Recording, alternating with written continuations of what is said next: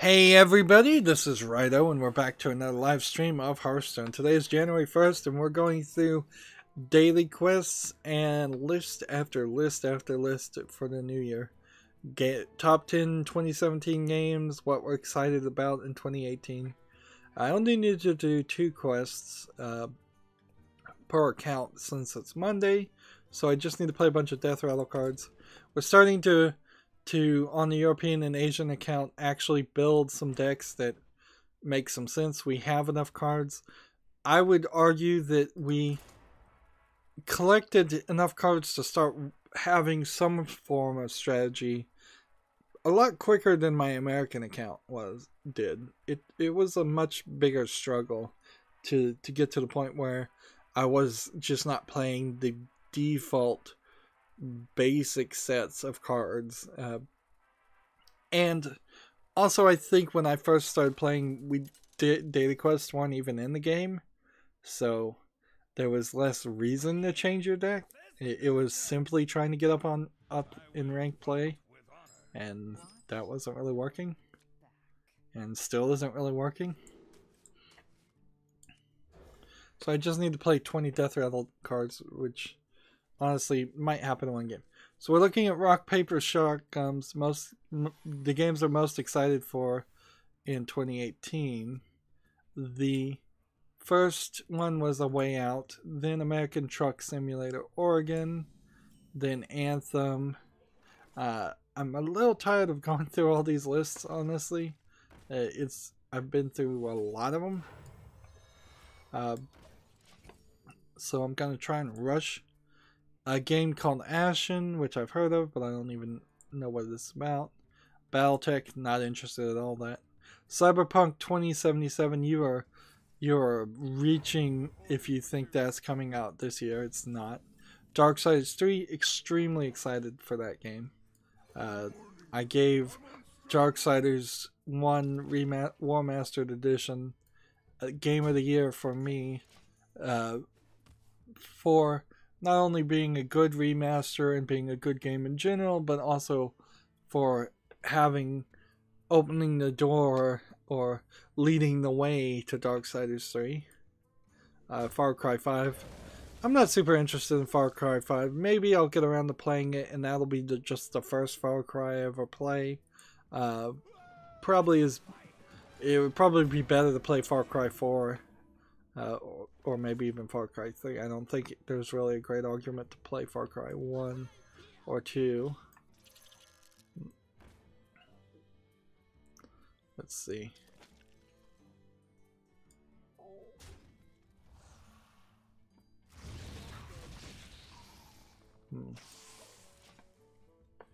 Final Fantasy 15 Windows Edition. Who cares about that? Frostpunk, never heard of it. Griftlands, never heard of it. Like, until these games get a web page on Steam, I'm not even interested in some of these games. A game called Into the Breach that looks awful. Kingdom Come Deliverance looks like a For Honor clone, and For Honor didn't succeed. Metro Exodus, if I can get into that and actually play that, I'd be interested in that. Like, I don't know if I really need to go back and play all the other previous Metro games, or if this is a point where you can just jump onto the story.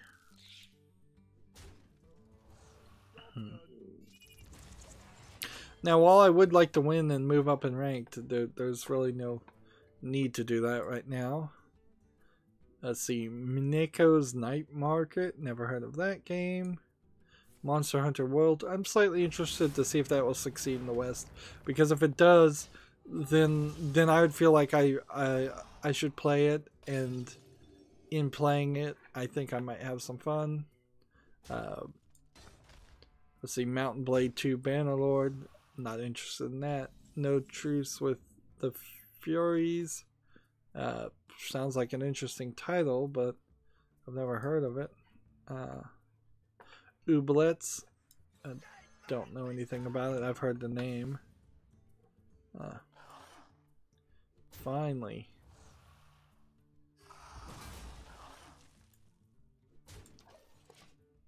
Let's see. Ori and the Will of Wisps. I need to play Ori and the Blind Forest before that happens. Does it have a release date? Not yet.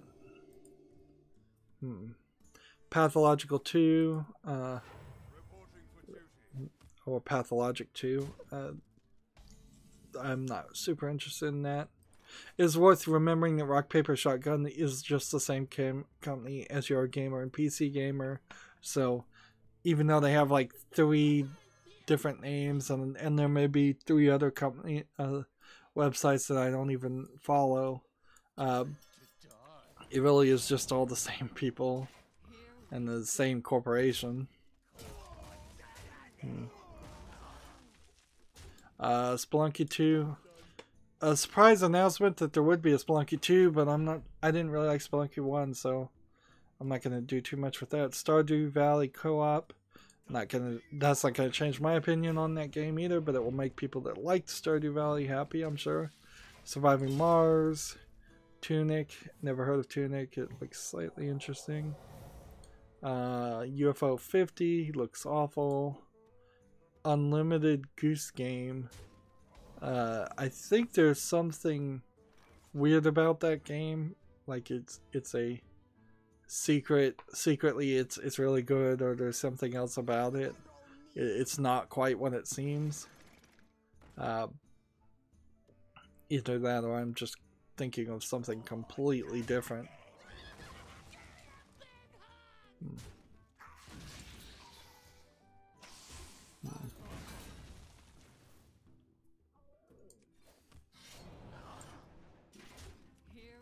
Just keep on playing. 2 more. Wargroove looks uninteresting. And then the last page didn't even have a game on it, so yeah.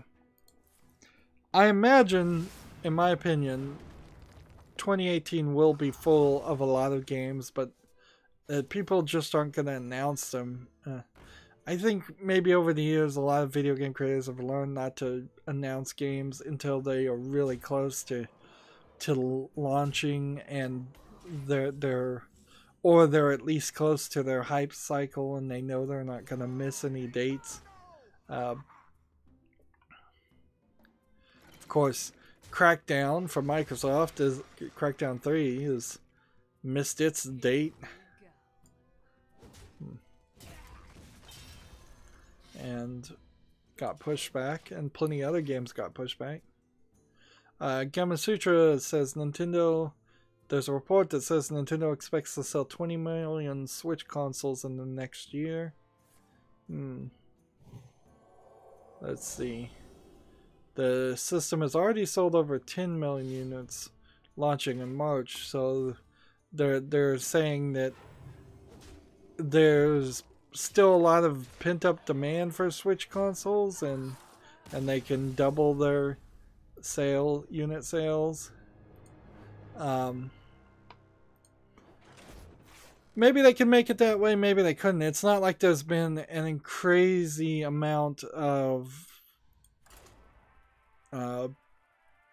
scarcity for the Switch. It really is going to come down to the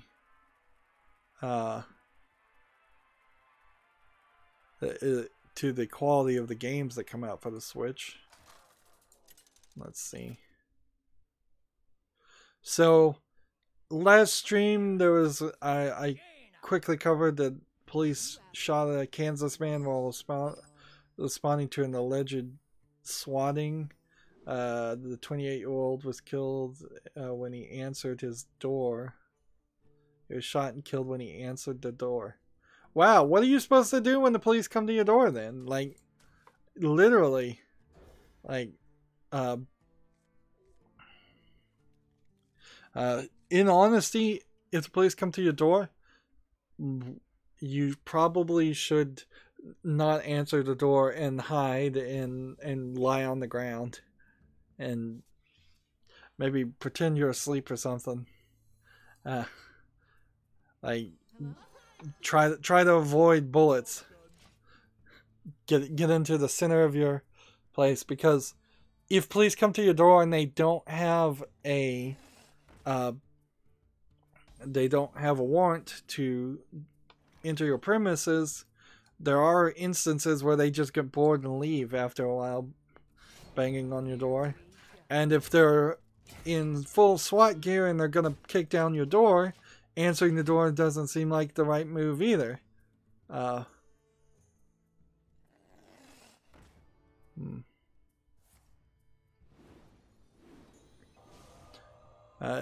So you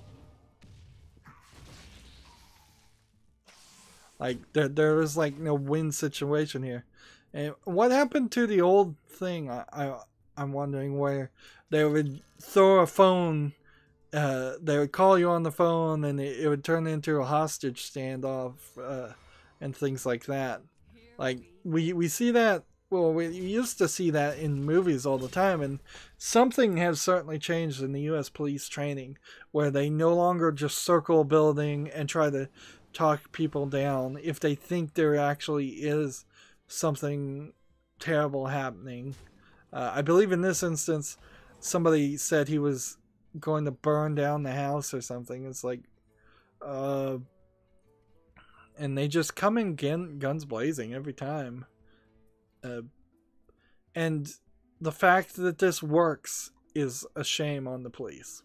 Like, I can only see it from that angle. The police should be smarter. They shouldn't fall for tricks. Regardless of how intelligent or old somebody is, they should not be capable of calling the police and saying they are in a different place and that they're going to do something horrible. They did arrest a person, it seems, that allegedly called in the swatting, and he apparently was known to police already, and so he probably should have been in jail in the first place. But at the end of the day, stopping one person doing this isn't fixing the problem. Like, I would hope police learn to be more risk averse, even at the point where it seems like they're not doing anything. Like, it probably would have been a better story if the exact same scenario had happened and it turned out it wasn't a fake swatting call and the person did burn down the house and his whole family was in it. It still probably would have been a better story to say the police just stood by and were trying to negotiate and the negotiations failed.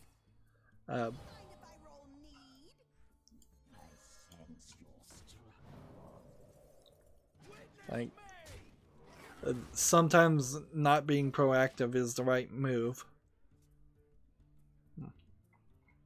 There's a game called Orwell Ignorance is Strength. It's going to have fewer, more complex episodes than the original Orwell game. I think Orwell, though, was this kind of online... Well, I don't know. Is this the same? This isn't Beholder, which I talked about earlier. This is a different game.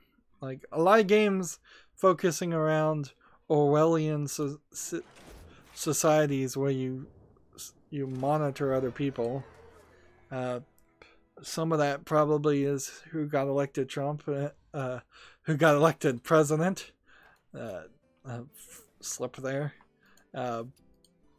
But I imagine a lot of it also comes from older stories of just the NSA blatantly spying on people, which they've been doing, it seems like, for decades. Let's see. PC Gamer has this thing called the Looties, where they're basically stealing other people's content. PC Gamer's random selection of 2017 game of other people's 2017 Game of the Year awards. So I'm on the Americas account for the first time now, by the way. And 5 dust and a new card back. How high did I get in this? Was that a rank 20 chest? Yeah, it was. So 7 victories, and 2 of which need to be priest or warlock. Since we have this overlap, let's trade this one out. And we've got challenge a friend. So, anybody want to challenge me? Maybe Loki would come on, or maybe Tragic Master would come on. Let's see, what do I need to do we can challenge Tragic Master? Priest or Warlock? Do I have a decent Priest or Warlock deck? I almost certainly do. Here we go. Tragic Master, will you accept? I don't think he's watching. So apparently there's this list is not other people's lists as much as it is just other lists. Maybe I misread this. So they have like a best Mass Effect game, most unexpected death, most normal house. So these are kind of joke categories. Saddest child, saddest robots, corporate good guy of the year, corporate bad guy of the year. Okay, so those are lists on the not interesting enough to play. Interesting. Resident Evil 7 hasn't been out that long, but it's getting a 40% price cut to $24.99 pounds, or $30 US dollars, and then right now it's on 20% sale. I could certainly see that. I think the Resident Evil series, being a horror series, is kind of a niche, and that would add to making things like that not work that well, or not sell that well. And so we have Eurogamer's top 50 games 10 through 1. I think we skipped 20 through 11, so let's look at that one first, and then we'll do 10 through 1. 20 was Wolfenstein 2, and Tragic Master is not willing to play me. Alright.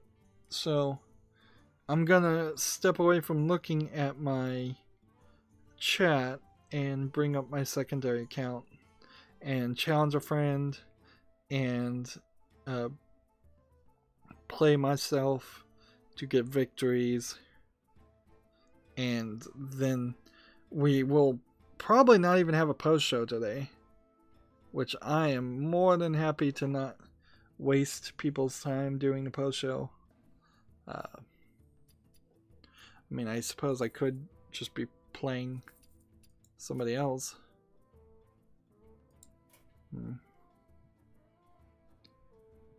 But it's going to be really hard to cover the news and play myself and do everything else. So, in the meantime, I need to play one game. So let's try a Priest and Warlock game. We need to play ranked too. So that makes sense. Ranked, classic Warlock. Combo 3 attack spells sounds like a good one to start with. Let's do that.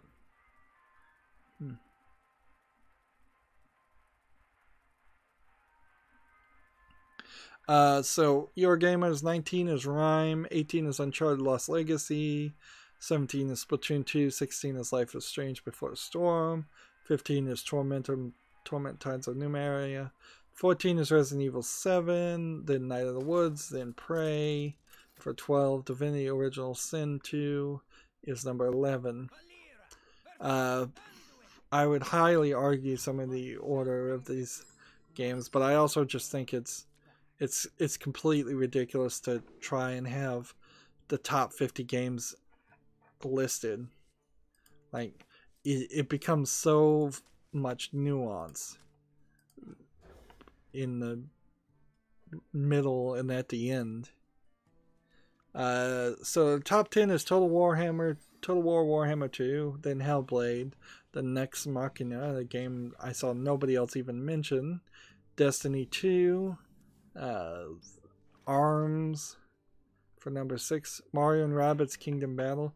There was a lot of talk about Mario and Rabbids Kingdom Battle in the Giant Bomb list and why it does not deserve to be anywhere near the top 10. PlayerUnknown Battlegrounds for number 4, then Mario Odyssey, then What Remains of Edith Finch, which I think that's probably too high, then Legend of Zelda Breath of the Wild. So Breath of the Wild again wins. Like, there must just be something I'm missing about Breath of the Wild. Like, it just doesn't, to me, seem as good of a thing.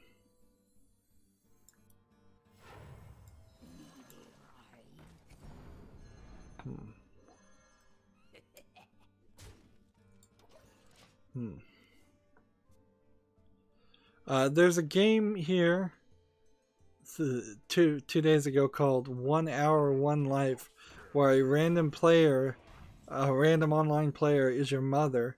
So I guess you have a 50-50 shot of being the baby or the mother, and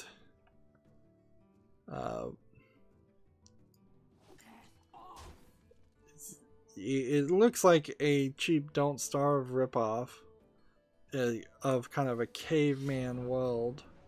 Here we go. And so the baby gets born, the mother gives you clothes, skin clothes, and then she starts playing a phonograph. And then there's all kinds of items that I think this trailer is just having you walk by. Just to show how many different items there are in this world. So it's kind of a concept game where you're going to build bigger and better walls, but it's a very flat 2D looking game also. So I don't know how you accomplish what you want to do.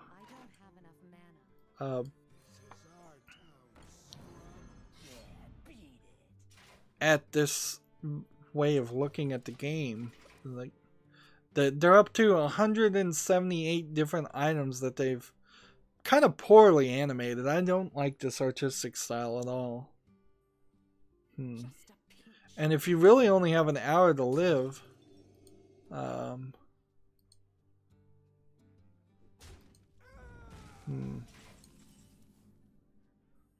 then food.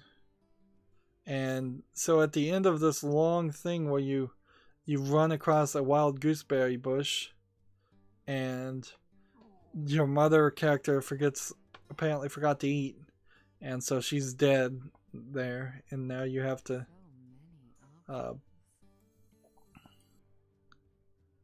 see.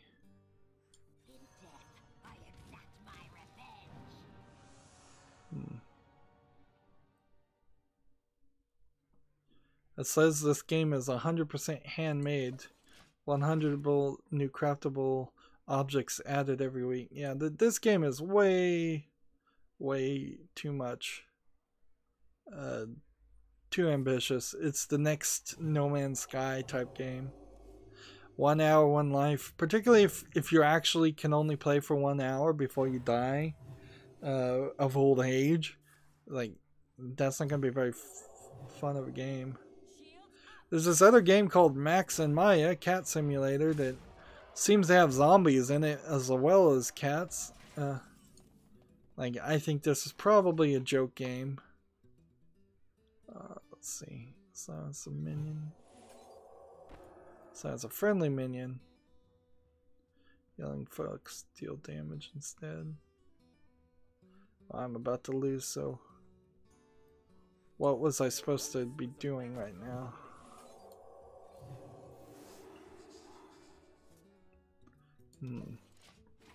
Yeah, I'm watching this Max and Maya trailer, and it looks like you can play as zombies or cats. And the cats, I'm thinking, might actually shoot and fight the zombies.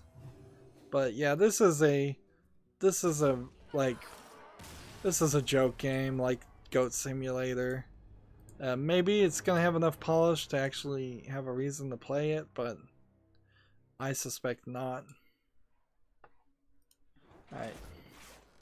And we're starting to hit the end of the list, but there's still more that needs to be covered, so I'm not ready to start playing myself.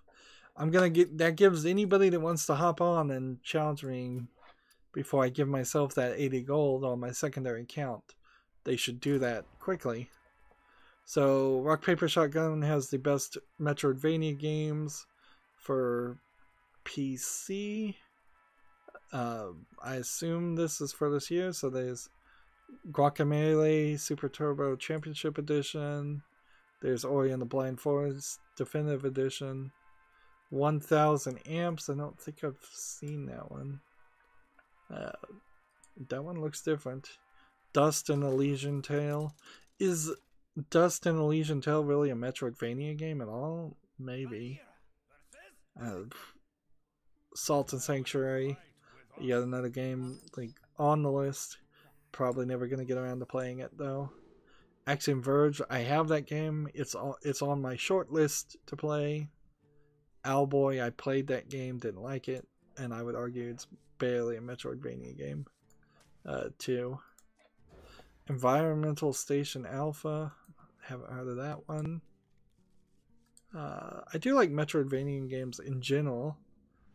There's one called La Mulana. Haven't heard of that one. One called AM2R, another Metroid 2 remake. Is that on Steam? I don't think that one's available to find except for through illicit channels. Like, that might be why some of these games don't show up. Strider? Is that a Metroidvania game? Interesting. Cave Story Plus. People keep talking about that game for years. I should probably try it. Aquaria. Never heard of that. I keep opening more pages. SteamWorld Dig 2. Arguably, that is a Metroidvania game. Arguably.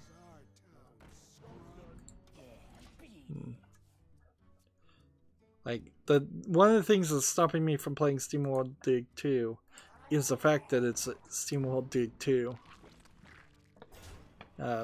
If it was a different game, that would be a lot more helpful.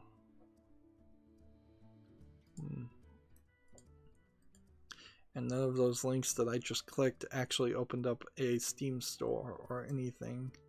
It just relinked back to their own stupid website. Oh, that's useless.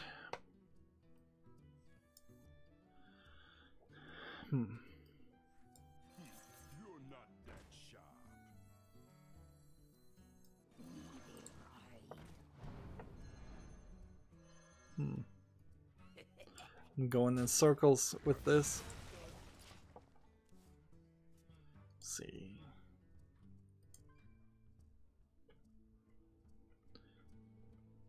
There's a giveaway to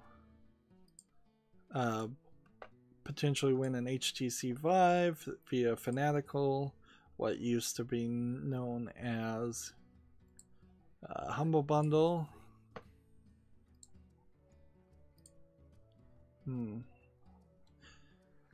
And sure, if I can get a Vive for free, I'll take it. PC Gamer has an article, the best ways to gamble in PC games without losing real money. Let's see, there's Far Cry 3, Fallout New Vegas, Elder Scrolls 4 Oblivion. None of these are probably the right best ways to gamble. There's no good, like, no money gambling software on Steam.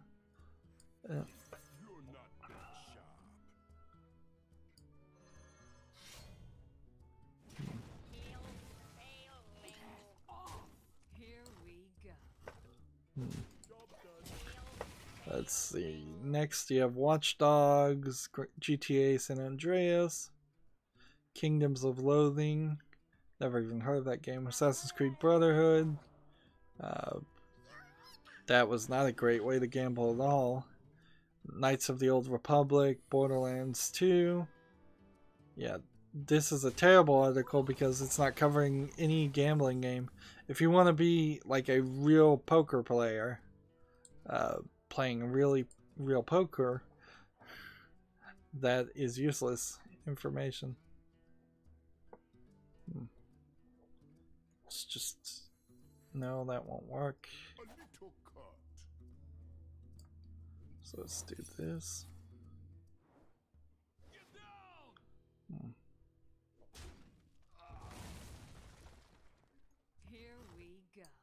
Go ahead and kill that. PC Gamer has the best PC game music of the year. Let's see this list. There's the PC Gamer went all out with list. Tooth and Tail, Destiny 2's Hive theme, Ruiner. Some of these are specific themes, or some of these are the entire soundtracks. Sonic Mania, Nidhogg. At least in this case, this article is slightly helpful if you're just actually looking for that music.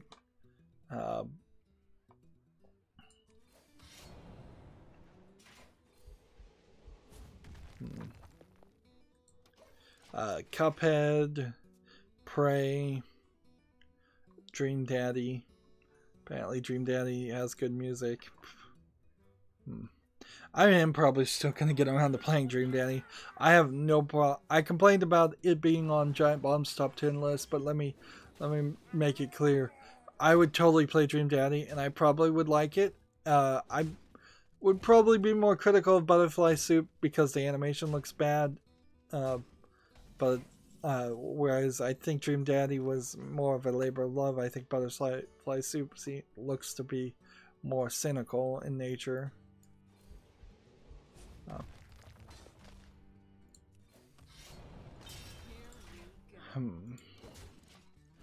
Let's see. Night in the Woods music, Near Automata music, Thimbleweed Park music, Tumbleseed. Tumbleseed is interesting that that game got no coverage as far as a good game, but its music apparently was good. Crypt of the Necrodancer should be good. And then the final one is Just Your Own Music. Or maybe not. Maybe it's a soundtrack called C Windows Media. Yeah, apparently that's some kind of weird music based on Windows sound effects. Ukulele apparently had good music. Outlast 2 apparently had good music. Hollow Knight, Flint Hook, and that's the whole list. I have 2 more tabs open, and we are done, I think. Like, I have a bunch of tabs, but they're not important tabs. And I'm trying to find the bundles on Humble Bundle.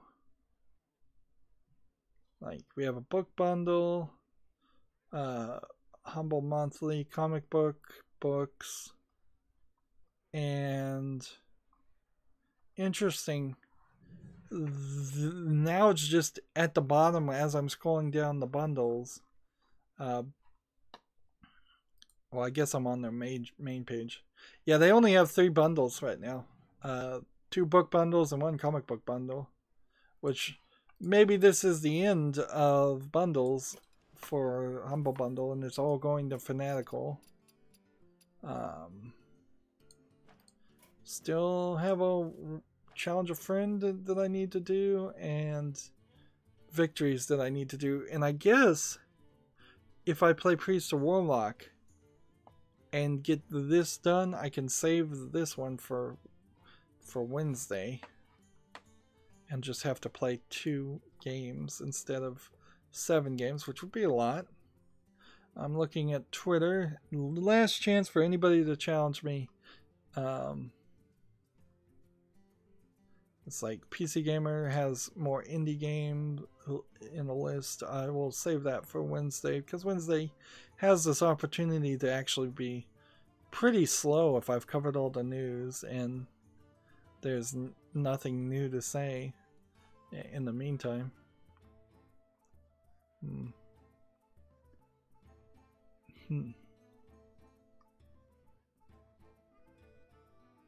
Let's see, there's an article that's not really that important. As soon as I'm done scrolling down, I'm gonna play my secondary account.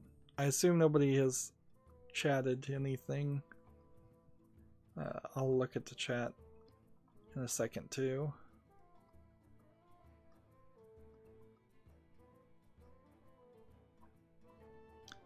Yeah, Jim Sterling has his worst games of the year list. I haven't watched that.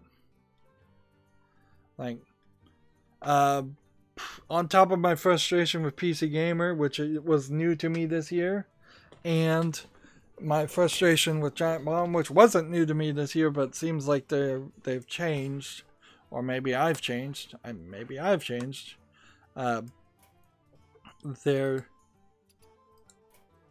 Jim Sterling has just been completely pushed down to the point of irrelevancy. Like, I'll still watch him and I'll probably mention him, but he has no credibility with me. His opinions don't matter. He's not reviewing games anymore. His friend Laura Kate Dale, that he does the Jimquisition podcast with, she has no credibility on the games she reviews because she's got such a crazy liberal agenda that it's insane. To give her, yeah, I was gonna play Rogue, and I think my other account was gonna play Rogue too. So we'll just take a Rogue on Rogue gameplay. Right now I'm playing You Must Build a Boat, the sequel to 10 Million. I'm taking a break on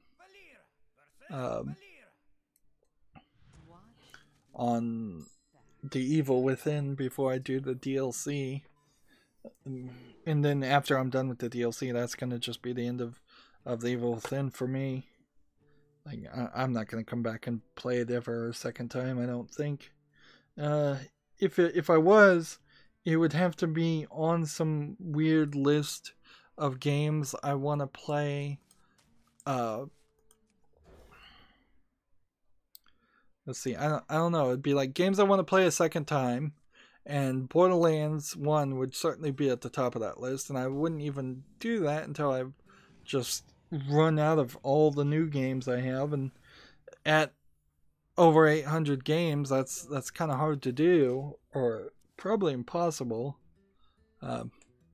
If I covered 100 games this year, and I have 800 games, well, I guess I would have to subtract the games I've already covered. So there might be 6 years, maybe a little less than that,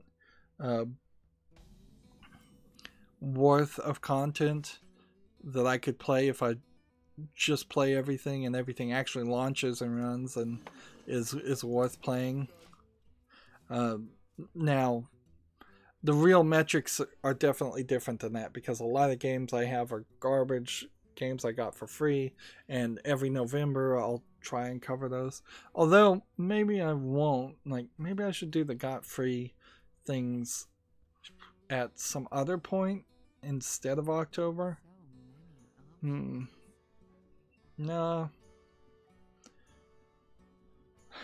No, I think I'm still pretty good with doing the got free in November. And then everything between December and October are going to be not particularly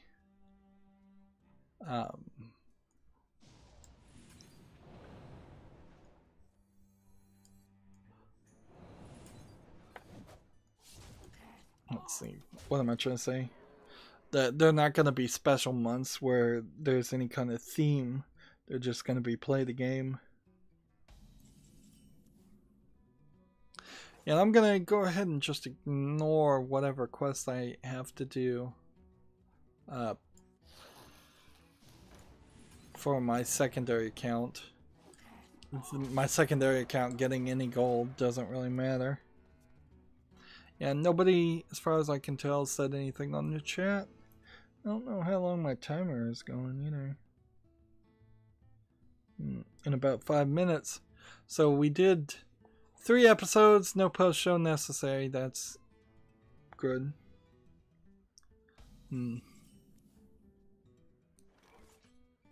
There is certainly a level to mention and talk about on my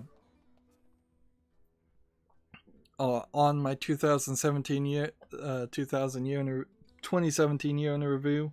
There was totally things that could have been said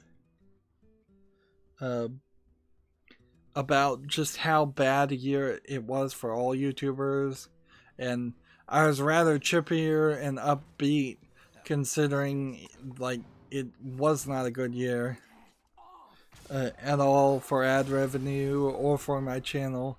While my channel did consistently grow, it didn't grow as big as I would have liked it to, but I'm not sure if that would ever have happened. Oh man, did I not play the right thing? Man, they really need to fix that glitch. Fix your glitch, game. Stop showing me only one daily quest when I make progress on multiple daily quests. And generally it shows me the wrong one. So one more victory should work on this. If it doesn't, I'm gonna be upset. And yeah, it certainly is saving me time and frustration. I really, in 2018, want to avoid any live streams that go into 10 o'clock midnight for no real reason other than daily quest just being frustratingly difficult. We've talked about what if daily quests turned into daily login rewards. I would absolutely love that. In this instance, a stream like today's would have gone the exact same length if it was daily login rewards. Or maybe, you know, it might have gone a little bit shorter because I might have saved some stories for Wednesday, but that wouldn't have been a big issue either. So if we do this, and then we do this, and then we do this, and then end the turn.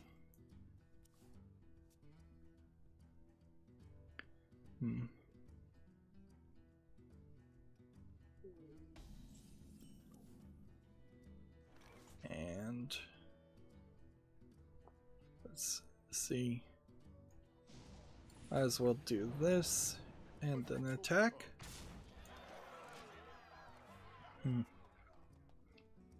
But yeah, the limiting factor today was news. It wasn't daily quests, but very often it is daily quests that are the limiting factor, the thing that makes me go into the post show. Which then if my channel had been a lot more successful in 2017 and it was like, oh, there's plenty of ad revenue and this is enough money to live off of, which I'm another year older and another year in which I'm not funding my own career, which that is incredibly scary. But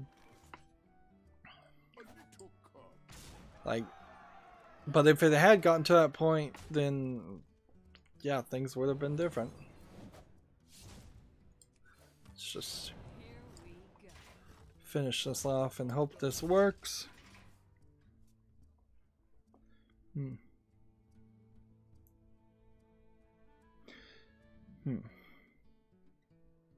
I guess I could have also talked about in the 2017 year in review non-YouTube projects such as the RetroPie and distractions on that. That probably won't happen too much in 2018. I need to work on my backup server desperately and find some time to do that, but that's about the only issue. Why is this not counting? Oh, because I need to be playing Priest or Warlock. Darn it. Alright, well, let's try this again.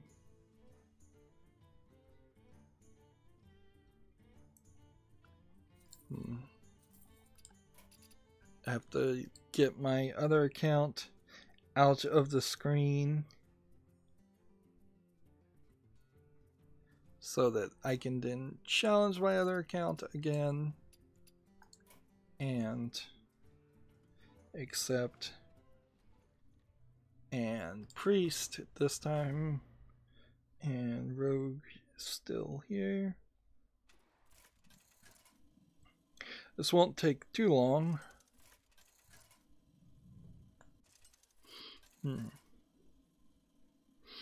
I'm always a little iffy about asking other people to divulge information on the internet. I don't really want them to do it even if they want to do it.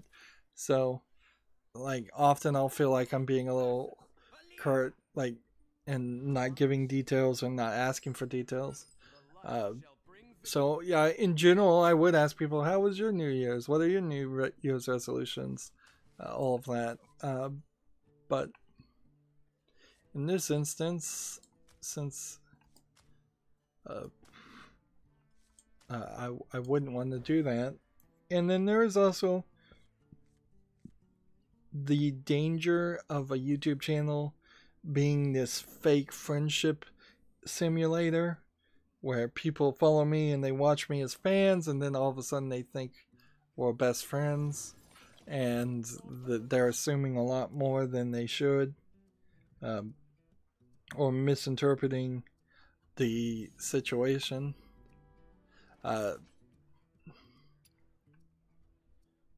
So I'm a little standoffish because of that also. Unrelated to that thought, Loki apparently had a mess up on his videos, announcements and notifications on YouTube, and he'd been gone. Loki had been gone from my chat.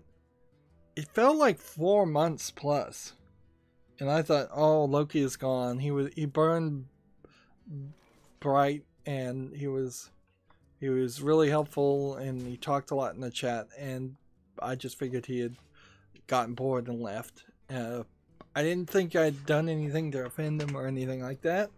I just thought he got bored, which is fair enough. Like, if I was watching me, eventually I would get bored of me in the live streams and stop watching them. But then he came back, which is nice.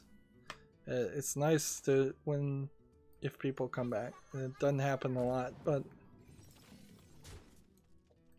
And then Travis wrote a very nice few sentences on my 2017 year in review, talking about how much he enjoyed my channel, which is humbling to say the least, that anybody can say they actually really have enjoyed my channel for an entire year and they think I'm doing good content, because in the back of my head there is a lot of thought that, oh, I'm just putting out a lot of quantity and not very much quality, that I'm not really doing that good of a job, that my channel is unsuccessful because I'm not that good, and some of that probably is true, but it's nice to find that there is an audience out there, even if it turns out the audience out there might not even include yourself. Now, many people would all argue, and I think very fairly, that if you don't like the content you're creating, nobody else is going to like it. But I do try really hard on this channel. I put a lot of man hours into it. That's kind of the one thing I can say, is that I'm trying really hard. You wouldn't make 5,000 videos if you weren't trying. It would be incredibly easy for me to just walk away from this channel and say, you know what, I'll just play the games. There are times I'm playing You Must Build a Boat, and that's a puzzle matching game, and it's a little too difficult to get all of the quests done while also talking, so I am playing a lot of it off screen. But if I was just to play that whole game off screen and not make any content, that's doable. That's something I could do. But there is also the desire to have a videotaped, recorded history of me playing games. I've played so many games in my past where there's really no evidence or history that occurred at all. Every game I ever played with the NES, of course, like games that were on consoles up to even the 360. There's no record of any of those games that I 100%ed and beat, other than a gamer score that won't probably be around forever. And what I thought and what I felt while playing those games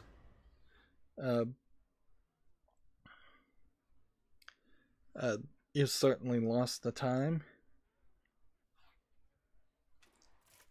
So if my channel is nothing more than just a repository of videos making a historical record of what I was doing, I'm still happy with that. There is some fears certainly going into 2018 that YouTube will just collapse. Twitter and Facebook both have been proven to be very useless as far as getting new viewers. Seems like Reddit really is the only thing that feels like it would increase my views if somebody posted my videos to Reddit and they got upvoted to the front page. Links to my videos, not downloading and stealing my videos.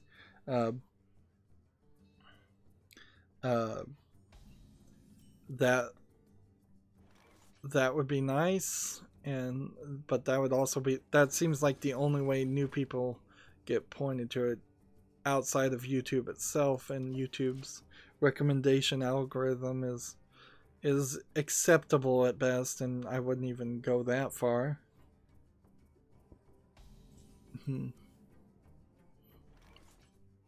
Let's see.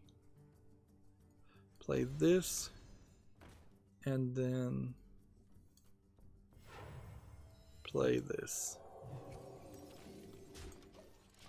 And then end the turn. Now, unless I screwed up again, which I don't know how I could have done that, after I win this game, I should have that quest done, and I should have 4 victories out of 7, so that'll make Wednesday really easy too.